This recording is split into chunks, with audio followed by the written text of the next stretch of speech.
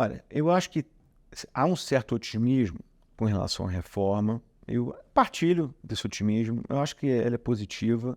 Agora, eu acho que tem muito detalhe que não tem ninguém olhando.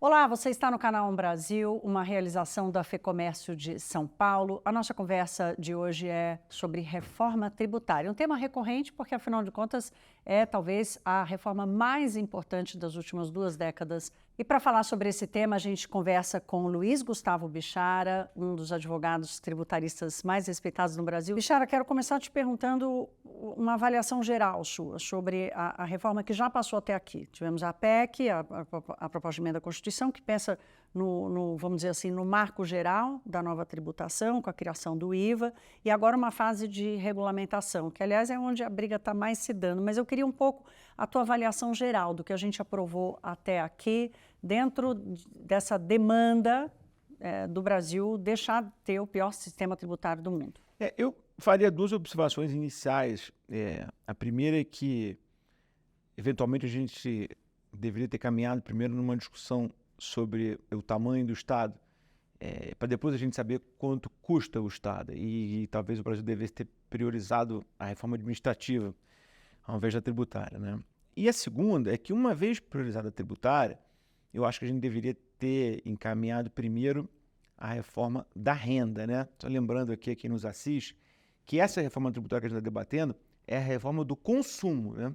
Ela não tem nada a ver com tributação de renda, patrimônio, folha, ela só altera o modelo de tributação sobre o consumo. E acho que isso não é um ideal, porque os verdadeiros gaps de tributação no Brasil estão no imposto de renda, né? A gente só consegue corrigir a chaga da péssima distribuição de renda brasileira atacando imposto de renda, não imposto do consumo. Mas essa não foi, enfim, a decisão do governo, então nos cabe analisar a realidade posta e não a realidade desejada, né? A realidade posta é a da reforma sobre o consumo, aquela, você já observou bem, originária da PEC 45, e que visa alterar de maneira relevante o sistema de tributação sobre o consumo hoje existente no Brasil, né? Então extingue-se ICMS, PIS, COFINS, ISS, IPI, o IPI ficou vivo, a gente fala disso daqui a pouco, ficou meio vivo, né? E se criou o IVA, né? E o IVA que é dual. Você tem uma perna federal, que é a CBS, e uma perna estadual e municipal, que é o IBS, né? Isso não é o ideal, que esse IVA seja dual, né? Ele poderia ser um IVA só, como é quase no mundo inteiro. Esse IVA repartido você tem, por exemplo, em alguns lugares, tipo Canadá, Índia. Tem potencial de gerar um pouquinho de confusão. Mas isso aconteceu por uma razão de desconfiança federativa, né? Estados e municípios não confiam no governo central para que administre esse recurso. Então, a gente vai ter essa arrecadação unificada, mas depois, posteriormente, dividida pelo comitê gestor, que também é um bicho um pouco novo, a gente vai ter que entender como ele vai funcionar. Agora, eu acho que, no geral, a reforma será positiva, né? Acho que tem pontos muito positivos, tem pontos negativos que vieram depois no trâmite legislativo. A gente pode detalhar um pouco mais, se você quiser, cada um deles. Eu quero entrar no tópico da simplificação, lembrando que nessa segunda fase da reforma, que é a da regulamentação, a quantidade de exceções, né, no sistema acabou assustando, não só pelo tamanho da alíquota média que vai ser necessária, quer dizer, há uma preocupação ali da neutralidade, até porque, como você ressaltou, nós não estamos tratando da carga tributária, nós estamos tratando apenas do sistema tributário, né? E aí eu queria te ouvir sobre o quanto que essas exceções distorcem o objetivo de uma reforma do consumo, da tributação sobre o consumo. Tá, você falou em várias coisas, eu vou tentar resumir, mas assim, eu acho que uma coisa importante para a gente ter em mente é que tem uma diferença muito grande entre o texto e o pretexto, né? Entre o texto normativo e o PowerPoint dessa reforma. Então, uma coisa que é muito importante a gente falar, e acho que não tem sido muito dito, é o seguinte: lá atrás o desenho era lindo, mas o desenho veio ficando um pouco menos bonito por várias razões, não só pelas ditas exceções, né? Por exemplo, houve um custo político de aprovação da reforma que nela embutiu tributos que ninguém imaginava que iam existir quando a gente começou a discutir a reforma.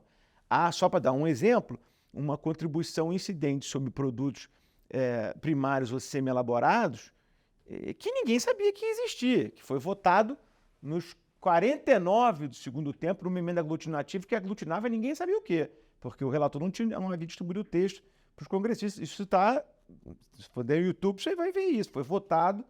Depois da votação vai ser aglutinativo. Então o que eu quero dizer é, veio muito penduricalho ruim junto com a reforma, um tributo que incide sobre mineração, sobre exportação de petróleo, depois a gente pode detalhar se você quiser. Mas enfim, a reforma eu acho que ela veio perdendo qualidade no decorrer do tempo em função de vários fatores. E aí eu te confesso que eu tenho uma visão um pouco diferente sobre esse tema das exceções. Eu acho que esse é um debate cercado um pouco de um certo jacobinismo. Assim. O que acontece é o seguinte, no mundo inteiro você tem tratamento diferenciado para alguns setores. Educação, saúde, transporte. Há um pouco mais de 10 anos no Brasil, tarifa de ônibus subiu 20 centavos. Todo mundo lembra o que aconteceu. Vocês não podem achar que dá para jogar 27%, 28% de IVA em cima de alguns serviços como esse e que vai ficar tudo bem. Não dá. E por isso é que o mundo inteiro, praticamente, tem alíquota diferenciada. Aí eu vejo uns economistas que até respeito, dizendo, não, mas o ideal era que fosse igual à Nova Zelândia, que tivesse uma alíquota só. Gente, a Nova Zelândia tem um país do tamanho do Piauí, né? Assim, meio monocultura. Não dá para imaginar que a gente vai fazer a reforma tributária no Brasil com essa simplicidade toda. A alíquota única, que é o exemplo de manual, mas o mundo não funciona assim, né? Aí eles dizem, mas o IVA europeu é assim, é verdade, mas não é o ideal. Tá, muita coisa não é ideal, mas nós temos que ver o que é o possível. O possível no país como o Brasil me parece que é totalmente diferenciado para algumas coisas realmente. É óbvio que a gente pode discutir a extensão desse tratamento diferenciado. E essa discussão vai partir um pouco da nossa visão de mundo, né? Claro, o que você está dizendo é que a gente não precisava estar focando tanto nisso, isso faz parte da criação do sistema e o Brasil vai andar com isso. Eu acho, e acho que é super normal, isso é normal. Pode ter tido um outro exagero, mas eu acho que não vejo isso, não me escandaliza esse ponto. Agora, o que eu acho, Thaís, é que é o seguinte, o debate da alíquota sequestrou o assunto da reforma tributária. Só se fala de alíquota. E eu acho, sinceramente, que isso não foi por acaso. Se isso foi uma estratégia, eu acho que bem desenhada em termos de marketing político pelo governo e que sequestrou as redações, né? Assim, salvo jornalistas experientes e inteligentes como você, que conhecem o assunto, os seus colegas ficaram ali no debate raso do press release feito pelo governo e colou. Porque o debate da alíquota ganhou as ruas. A minha mãe, que é dona de casa, opina sobre a alíquota, né? E é um debate cercado de desinformação, né? Então, rapidamente, em primeiro lugar... Mas por que a alíquota não é importante? Vamos lá. Em primeiro lugar é o seguinte, em primeiro lugar não existe uma alíquota. Existem 3 alíquotas. Uma federal, uma estadual e uma municipal. E aí o que existe, que é esse debate do 27, 28, alíquota de referência. Para que serve a alíquota de referência? Para garantir que no momento da virada a arrecadação será a mesma. Só que 1 minuto depois da virada, União, estados e municípios vão fixar a alíquota que eles quiserem. Então, qual vai ser a alíquota? Eu te respondo, a necessária para custear o Pacto Social. A necessária que o município, o estado e a União acharem que tem que ser. E vai ter alíquota diferenciada, tá? Então, a alíquota em São Paulo pode ser 27, no Rio de Janeiro 28, em Belo Horizonte 26. Pode ser. Não vai ser muito dispar, porque a alíquota terá que ser a mesma para todas as operações verificadas dentro do território. Então, não dá para o governador de Goiás baixar a alíquota do farmacêutico para atrair investimento, que tem que baixar a modal. Isso não vai acontecer, né? Mas vai ter alguma diferenciação, né? Então, eu acho que esse debate é um debate bobo, né? Porque a alíquota vai ser a alíquota necessária, né? Vai ser a alíquota que a União quiser, que o Estado quiser e o município quiser. E aí faço uma outra observação. Ninguém vai entender isso. Por quê? Porque a transição é longa. Então, nós vamos começar assim. Vou falar um pouquinho de transição, tá? Nós vamos começar em 26 com a transição do IVA federal.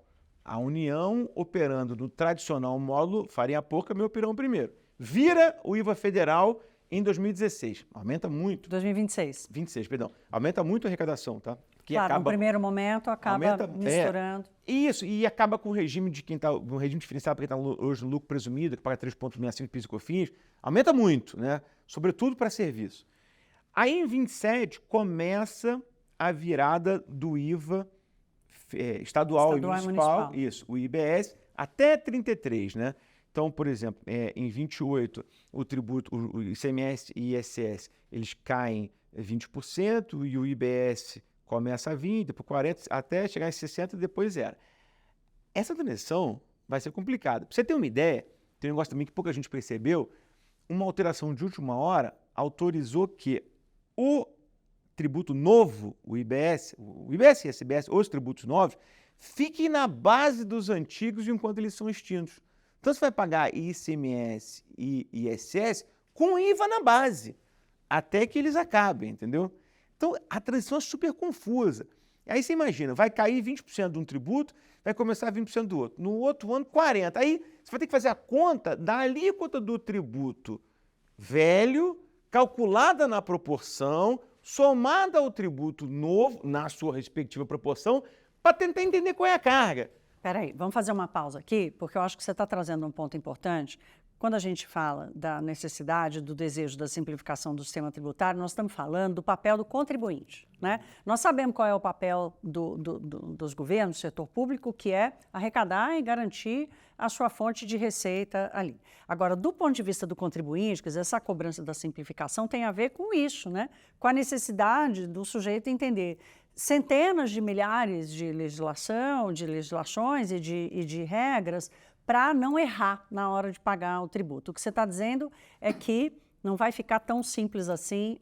Antes de simplificar, vai complicar. Como é que você enxerga a vida do contribuinte, do seu cliente e de todos nós? Porque, no final das contas, precisando ou não de um advogado tributarista, todo brasileiro é contribuinte. Eu acho que vai simplificar bem daqui a 10 anos, né? Então, em 2033, acho que a gente deve ter um sistema descomplicado.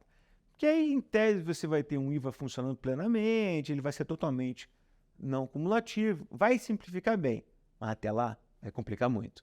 Porque até lá, nós vamos ter que apurar os tributos que a gente já conhece hoje, mais os tributos novos. Com um detalhe, a apuração dos tributos novos é complicada. Pega hoje a situação de um comerciante médio, né? Ele paga PIS e COFINS calculado sobre faturamento. Então ele soma a nota fiscal lá, calcula 3,65, paga aquilo, é simples. Ele vai ter que administrar a contabilidade agora como faz hoje uma grande empresa que está submetida ao lucro real. Vai ter que apurar cada despesa, cada receita, o crédito alusivo a cada entrada, assim, complica um pouquinho a vida dele. Então, de novo, assim, eu sou otimista quanto à reforma. Lá na frente eu acho que vai ser bom, mas até lá dá uma complicada. Quer na apuração, quer na compreensão da regra tributária. Eu acho que simplifica. Agora, tem um outro detalhe importante. Essa transição ela é confusa em termos de acomodação também. Porque a gente tem que lembrar que os contratos estão em vigor, a vida está acontecendo, não vai parar o país para fazer a reforma tributária. Nós vamos trocar o pneu com o carro andando, né? Isso é uma coisa que eu discuti muito com a equipe da reforma tributária e acho também que isso tem sido menosprezado no debate. O que você está dizendo quais são os instrumentos que o contribuinte vai precisar ter para dar conta dessa transição, é isso? E sim, o contribuinte vai precisar entender a transição, se adaptar, mas acho que tem um outro dado, que é o reflexo da reforma tributária nos contratos em andamento. Eu vou dar um exemplo simples. Assim, você imagina um shopping center, né? Ele tem lá o comerciante, né, o lojista. A tributação do shopping vai mudar muito, né? O shopping vai virar e vai dizer, então, eu tinha um lugar que era 100, né? Agora você tem 100 mais o IVA. Ah, tá bom. Aí o lojista vai dizer, perfeitamente. Então, depois a gente fala do reflexo econômico disso, né? Mas no campo do reflexo jurídico, o lojista vai dizer, não, perfeitamente, tá bom. Então agora eu tenho que pagar 100 mais 27 de IVA. É isso. Aí o lojista vai dizer, tá bom, tudo bem, eu vou pagar o 27 de IVA, mas você me cobrava tributo sobre consumo já aí dentro, né? No meu aluguel já tinha PIS e COFINS. Então eu vou te pagar o IVA menos o PIS e COFINS. E duas coisas podem acontecer. Alguém pode dizer, tá bom, eu concordo, ou pode dizer, não, eu não concordo, porque o preço tinha calculado PIS e COFINS por dentro. Agora, pela regra nova, é tributo por fora. Então não venha discutir a minha composição de preço ontem. O que interessa agora é só o IVA. Vai ter litígio, né? Era a minha próxima pergunta. uma das questões ou dos benefícios apontados pela reforma tributária é para lidar com o litígio tributário contencioso no Brasil, que você sabe muito bem o tamanho que ele é, as distorções que ele cria, por aí vai, mas é o recurso acessível para lidar com esse... Com o Leviatã. Exatamente, com o Leviatã e com esse, enfim, esse emaranhado de fio desencapado. E aí quero te ouvir um pouco mais sobre a tua expectativa desse universo do litígio, desse universo da judicialização, e quando é que a segurança jurídica desejada pela simplificação da tributação, ela chega? Então, eu acho que... Não quero ser alarmista e eu acho que vai reduzir muito... Vamos ser realistas em vez de alarmistas. Eu acho que a litigiosidade vai ser reduzida, porque toda a discussão que tem hoje, por exemplo, sobre não cumulatividade, que é responsável por uma boa parte do litígio, vai estar encerrada. Então, eu acho que vai diminuir muito. Mas a gente não pode fechar os olhos para a complexidade da transição. A transição tem a sua complexidade porque vai afetar os contratos em andamento. E as pessoas vão ter que discutir uma acomodação, né, do que ontem você tinha tributo sobre o consumo calculado na sua formação de preço. Agora você tem tributo sobre o consumo calculado por fora. Então, você vai ter uma discussão relevante nisso, né? Agora, também a esse respeito, eu quero chamar a atenção para um assunto que eles se perpassam, né? Que é o do aumento de carga para muitos setores. Por que eu estou aludindo a isso? Porque o aumento de carga vai gerar muita negociação e talvez litígio, né, entre os contribuintes. Eu vou dar um exemplo, também trivial. Vamos imaginar que um prestador de serviço médio, ele tem um comércio, uma lavanderia.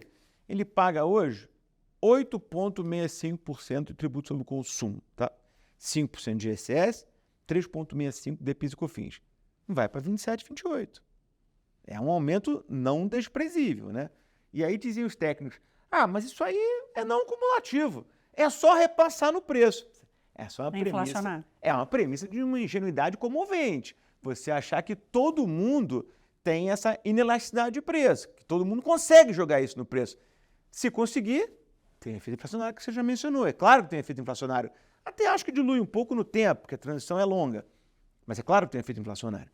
Agora, além disso, nenhum empresário que eu converso me fala que tem essa capacidade, essa inelasticidade do preço, capacidade de jogar esse tributo novo no preço.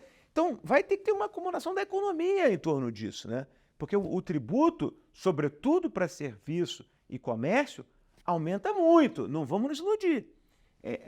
Mas essa distorção ela vem sendo apontada pelos defensores da reforma como o Brasil tendo uma diferença muito grande, né, na tributação, em que serviços que atendem, primeiro que são a maior parte da economia, e segundo que tem um consumo daqueles que têm maior renda. Portanto, os que têm maior renda naquela função de justiça tributária que você colocou aqui no início, com a importância da reforma do imposto de renda, de alguma forma haveria ali uma readequação dessa justiça tributária? Pois é, mas veja, é como você mesmo mencionou na tua pergunta.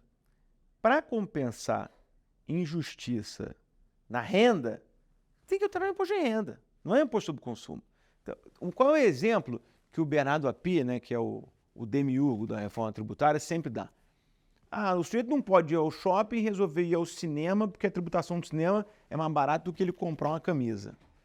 Tudo bem, é verdade. Só que isso não é uma premissa válida para todo tipo de serviço. Ninguém acorda de manhã e fala assim, hoje eu vou no meu advogado só porque o tributo dele é barato. Não existe isso, né? Há muitos serviços que você procura em caso de necessidade. Não é por prazer ou por diletantismo, né? Então, essa crítica à tributação do serviço ser muito baixa deve ser um pouco relativizada. Eu até concordo que ela tem que ser uniforme com a do comércio. É assim mais ou menos no mundo todo. Mas nós não podemos negar a circunstância fática de que haverá um aumento brutal, né? Isso está dado. Você pode dizer, eu acho certo, acho errado, mas está dado, vai ter um aumento muito grande. E a economia vai precisar, de alguma forma, se adaptar a isso. Vai. Você trouxe um ponto importante aqui, que você disse assim, os empresários com quem eu converso. Quero explorar um pouco mais assim, a tua percepção, o teu termômetro entre a boa expectativa e o receio ou a insegurança sobre esse processo aí de criação e finalização da reforma. Olha, eu acho que há um certo otimismo com relação à reforma. Eu partilho desse otimismo, eu acho que ela é positiva. Agora, eu acho que tem muito detalhe que não tem ninguém olhando. E quando a ficha desses detalhes caírem, vai gerar uma preocupação. Exemplos. Exemplo, os penduricários que vieram junto com o IVA. Essa não é mais uma reforma, na prática, né, só do IVA. Veio junto. Imposto sobre mineração e petróleo. Isso tudo está na PEC, né? Não. Isso tudo está na Constituição. O imposto sobre mineração Não, está na na última Constituição. hora apareceu na PEC. Agora, isso não tem nada a ver com a discussão de consumo. Não, o que eu estou dizendo é que fica mais difícil, né? Porque se já está na Constituição, Não, vai está tá escrito dado. em pedra. Está dado. Você vai ter uma tributação que deveria ser sobre o consumo, mas não é. Você vai ter o imposto seletivo incidindo sobre petróleo e mineração. Isso vem na reforma tributária, né? Agora, eu estou falando do imposto seletivo. Como você sabe, é aquele imposto do pecado, né? Agora, o Brasil inventou o pecado de jabuticaba, né? Porque só é pecado a atividade de mineração e de petróleo no Brasil, respectivamente, segundo e terceiro maiores itens da balança comercial. Nós vamos tributar a exportação de ferro, minério de ferro e petróleo. Quando o ministro Fernando Haddad entregou a PEC ao presidente Arthur Lira e ao presidente Pacheco na porta do Congresso, ele confirmou o dogma de que não, o Brasil não vai exportar serviço. Não é verdade. Não vai exportar tributos. Vai exportar tributo. Sim. Não é verdade. Vai. Porque nós vamos exportar tributo no caso da mineração e do Isso petróleo. É competitividade na veia. Claro. E a balança comercial, né? Então, isso veio junto, é o penduricalho. Aí veio um outro tributo, eu até já referi ele há pouco, que é aquela contribuição sobre bens primários e semi-elaborados, que vai existir em 17 estados da federação para compensar um outro tributo que já tinha a sua constitucionalidade desafiada no Supremo, e pior, esses tributos vão existir até 2043. Só que eles eram para compensar o benefício de ICMS que acaba em 33. Então os governadores ganharam, como naquele jogo Banco Imobiliário, ganharam uma carta Get Out of Jail Free por mais 10 anos. Negócio que não tem o menor sentido, né? E veio junto o penduricário. É uma garantia de uma arrecadação extra sem nenhum sentido econômico. Nenhum, e que não foi debatida, né? Então, assim, veio muito penduricário junto. Vou dar um outro exemplo também relativo às exportações. Exportação de serviço, né? O Brasil tinha duas opções. Aderir ao que sempre se fez no PIS e COFINS, que é receita em moeda conversível, não tributo. Ou a várzea do ISS. Por que eu digo várzea? Porque todo mundo tem litígio de ISS de exportação de serviço. Tem uma tese louca dos municípios de que só haverá exportação se o serviço for efetivamente prestado no exterior. Bom, aí não é exportação, aí é serviço prestado fora o território nacional. O que fez o projeto de lei? Adotou o conceito dos municípios. Então vai ser uma confusão danada. Todo mundo que exporta serviço vai estar envolvido em litígio. Então, tem muito detalhe que veio piorando a qualidade da reforma. Então, eu mantenho o meu otimismo, mas eu estou cautelosamente otimista, porque eu acho que nós vamos ter que encarar esses detalhes até o fim da reforma, né? Pega, por exemplo, o meio ambiente, né? O Brasil tem, supostamente, um compromisso com a transição energética, né? Por que eu digo supostamente? Porque isso foi ignorado na reforma, né? Você pega o texto da PEC, está informado que um dos vetores da reforma é o meio ambiente, mas só ficou no gogó, só ficou no discurso. Você pega a PEC, ela não trata diferentemente nada de meio ambiente, né? Saneamento. Pô, o Brasil tem saneamento, assim, africanos, né? Uma vergonha, né? Quantidade de lares sem saneamento no Brasil, sem esgoto. E isso não recebeu um tratamento diferenciado na PEC. Tratamento de resíduo sólido. Para só 4% do lixo do Brasil não é tratado em lixão, na céu aberto. Tem tratamento diferenciado? Não teve. Mas tem muito detalhe que piorou a qualidade da reforma. E nós vamos ter que encarar esses detalhes ao longo dos anos, né? Mas, de novo, eu continuo otimista, mas acho que a sociedade está ficando no debate raso, bobo, da alíquota, e não está enfrentando o resto da discussão. Entendeu? Essa é a praga da comparação, né? Se existe um número comparável com o resto do mundo, é nele que a gente vai, porque essa acaba ficando a referência. Olha, a gente tem aqui mais alguns minutinhos, tem dois assuntos que eu não quero deixar de tratar com você. O primeiro deles é sobre o Simples Nacional, né? Que é talvez o maior pacote, o maior sistema tributário vigente hoje no Brasil, pelo tamanho, a extensão do programa, a quantidade de negócios que acabaram embaixo desse guarda-chuva. Isso é um problema? Isso vai virar um problema ainda maior? Qual a tua avaliação? Sobre o Simples, eu faria 2 comentários. Primeiro, um alerta, ainda falando de reforma tributária, tá? Durante toda a reforma, a gente ouviu o mantra de que o Simples está intocado. Fica tudo igual, etc. Quero dizer o seguinte, não é verdade. Houve uma alteração no Simples que ela é discreta, mas que ela pode ter um efeito muito ruim para as empresas do Simples. Que é o seguinte, hoje, quando uma empresa grande, submetida a um lucro real, contrata uma empresa do Simples, ela tem um crédito cheio, né? Então, ela paga a fatura do jeito que está no Simples e toma crédito cheio de PIS e COFINS, 9,25, cheio. No futuro, pós-reforma, o crédito será correspondente apenas à parcela do tributo recolhido pela empresa do Simples, ou seja, é mínima. Então, o contribuinte vai preferir contratar uma empresa que não está no Simples, que vai gerar crédito para ele, né? E tem. A maioria hoje... Mas pega, por exemplo, o caso de limpeza e conservação, né? Porque depois pode contratar uma empresa pequena ou uma empresa grande, né? Então, o Simples, ele levou uma desvantagem na reforma. Aí alguém vai dizer, não, mas está certo, ficou todo mundo agora nivelado. Mas a Constituição não manda nivelar. A Constituição manda beneficiar as empresas do Simples, entendeu? Claro. Então ficou nivelado, mas esse nivelamento é indesejado pelo Constituinte, né? Então é uma observação importante, eu acho que... Não, e hoje a economia funciona assim, né? Quer dizer, você vai provocar ali vai deixar o sistema meio manco, assim, do ponto de vista da relação entre os agentes. Porque a empresa do Simples ela tem a opção de ir ou não para o chamado ciclo do IVA. Ela pode recolher ou não o IVA se ela quiser, mas ela perde aquela vantagem competitiva. A segunda observação que eu faço é o seguinte, se a gente for analisar um modelo teórico, um modelo de manual, está errado Simples, porque é muito alto o limite. 3 milhões, né, tem que ser menos, o mundo inteiro é menos. Eu compreendo essa crítica, né? A renúncia tributária, etc. Mas o problema é que é o seguinte, a gente tem que sair um pouco do manual e olhar para a vida real, né? Se você jogar esses milhões de contribuintes que estão no Simples hoje para uma sistemática de lucro real, lucro presumido, será que a gente realmente acha que eles vão recolher esses tributos ou eles serão empurrados para a informalidade? Eu acho que esse é o debate verdadeiro, né? Que é diferente do manual. Do manual eu estou de acordo com a tese que o Simples está errado, mas acho que a gente tem que encarar aquela história do Napoleão, né? Eu tenho um amo implacável, a natureza das coisas. Qual é a natureza disso? Eles vão para a informalidade ou não, né? Me parece que uma boa parte, sim. E tem também um outro detalhe que é o seguinte, que a gente não deve menosprezar a facilidade de fiscalização dessas empresas. Bate lá a receita, tributa, acabou. É um pouco a discussão do tributação sobre o dividendo. Quem sabe ano que vem pode gravar outra conversa sobre isso. Faremos. Né? Porque é o seguinte, todo mundo fala, tem que tributar o dividendo, tem que tributar o dividendo. Só que a simplificação oferecida pela tributação hoje, que agrega a da PJ com a PF, é muito grande. Se você joga de novo para a PF, vai ter que fiscalizar um por um. Então, eu faço esses 2 alertas com relação ao Simples. Eu compreendo a crítica, eu não acho que ela está errada, mas acho que quem critica tem que receber a visita da realidade, né? Óbvio, não, essa conversa vai ser muito boa exatamente para marcar os pontos que você chama a atenção aqui.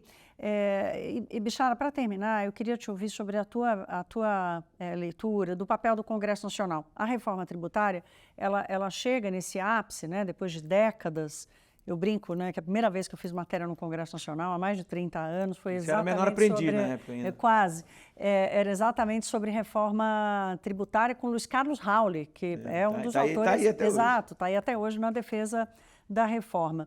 Eu queria a tua análise sobre o papel do Congresso Nacional. Ela chega nesse momento em que ela não é do governo, meio sem pai nem mãe. Talvez até isso acabe gerando várias consequências aí na formulação desse bicho que nasce. Mas o papel do Congresso Nacional e como é que você acompanha a ausculta do Congresso Nacional sobre o que a sociedade civil, no seu caso, por exemplo, tem alertado sobre as mudanças? Eu estou uma crítica aqui veemente à sofreguidão no debate desse tema no Congresso. Vamos dizer, mas está parado lá, não sei quantos anos.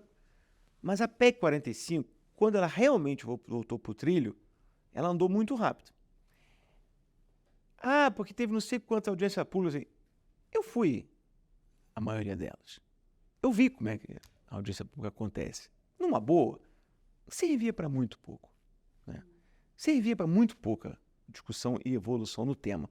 E foi votado, no final, com muita pressa, assim.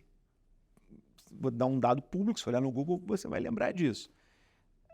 A PEC foi votada no último dia de funcionamento do Congresso porque o deputado Arthur Lira queria ir para o show do Wesley Safadão, no Cruzeiro. Todo mundo lembra disso. Tem que votar hoje, acabou, e ele foi pro show, né? Um assodamento. Mas a quem interessa isso? Né? A reforma tem que ser feita com reflexão, não no reflexo, né? Tem que ver isso com calma. Agora está essa pressa para votar até o final do ano. Aliás, eu quero elogiar o Senado, que o Senado deu um pouco um freio de arrumação, muito por causa das eleições, né? Mas deu um freio de arrumação. Agora acalmou um pouco, né? Agora, não dá para voltar em novembro, todo mundo queria voltar até dezembro. Não tem sentido isso. A gente precisa discutir um pouco mais. Já aprovou a PEC. A transição só começa em 26. A gente tem um ano que vem para conversar um pouco mais sobre reforma, para depurar esse assunto. Eu não entendo essa sofreguidão. Acho que a gente tem que fazer com calma, discutindo. E a tua sensibilidade é que essa calma, essa discussão, essa reflexão, ela tem espaço? Eu acho que deveria ter. Eu não sei se... Mas a tua sensibilidade diz o quê? Eu tenho muito medo de, passadas das eleições, todo mundo querer votar isso em dezembro para dizer que fez a reforma. Porque temos troca do Legislativo ano que vem, quer dizer, tem uma série de relações de poder aí que acabam influenciando nisso. E para a gente fechar, Bichara, você já falou aqui várias vezes, eu estou otimista, mas... O que é ser otimista com o resultado da reforma tributária? Cachorro mordido de cobra tem medo de linguiça, né? Então, a gente vê homens e mulheres serão os mesmos no Brasil em 2033, né? Então, a gente tem que ter muita fé para crer que esse sistema vai nos jogar para uma evolução tributária, né? Assim, tem muito detalhe, a gente falou de algumas, mas tem muitos outros que eu acho que estão endereçados de maneira imperfeita agora. E acho que o contribuinte tem que ficar muito vigilante nessa transição, porque não vamos nos iludir, né? Essa conversa de que se a carga aumentar, depois a gente baixa, é igual aquela história que você vai com o teu filho no shopping e pede um negócio e fala, na volta o papai compra, né? Não vai, ninguém vai diminuir carga no Brasil. A gente está vendo o que está acontecendo hoje, né, no governo federal, esse desespero por arrecadação, né? Então, não vamos nos iludir. A reforma, por mais que ninguém fale disso, tem um viés de aumento de carga, né? E acho que a gente tem que ficar muito vigilante com relação a isso e com muito cuidado para não cair no discurso fácil só da simplificação, porque tem mais coisa envolvida aí do que simplificação. Então, promessa feita aqui com o Brasil para você voltar daqui a um ano para a gente rediscutir esse assunto. Uma alegria grande para mim, muito obrigado, prazer estar com você aqui. Obrigada, Luiz.